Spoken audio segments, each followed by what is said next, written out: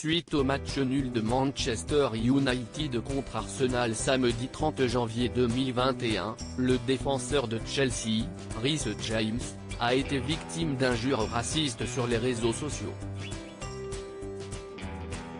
Refusant de se mettre au niveau de ses détracteurs, le jeune homme de 21 ans a partagé sur Twitter « Oui, je suis un homme noir et je vis chaque jour en étant fier de l'être ».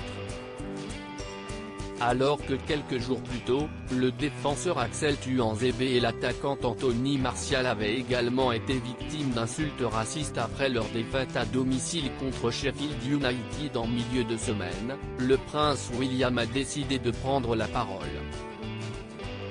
Le duc de Cambridge, qui est président de la Football Association, a condamné les abus racistes encore observés dans le jeu et a exhorté les entreprises de réseaux sociaux à éliminer les messages abusifs.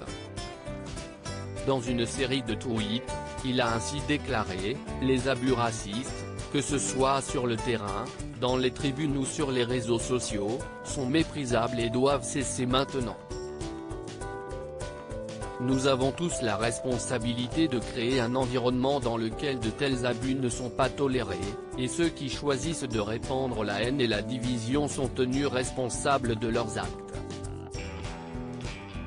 Cette responsabilité s'étend aux plateformes où se déroule actuellement une grande partie de cette activité. Je félicite tous ces joueurs, supporters, clubs et organisations qui continuent de dénoncer et de condamner cet abus dans les termes les plus forts. Quelque chose doit changer si le jeune joueur a reçu le soutien du prince William. Son club a également condamné les propos malveillants à son encontre dans un communiqué. On peut ainsi lire « Tout le monde de Chelsea FC est dégoûté par les abus racistes que Reece James a reçus sur les réseaux sociaux vendredi soir.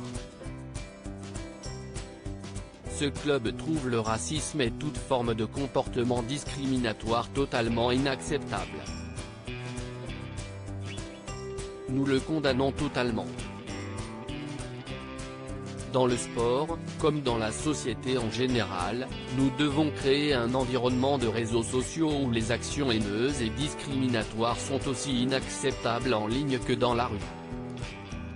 Nous joignons notre voix à ceux qui demandent instamment aux plateformes et aux autorités de régulation de prendre des mesures plus fermes, plus efficaces et plus urgentes contre ce comportement méprisable. Quelque chose doit changer et cela doit se faire maintenant.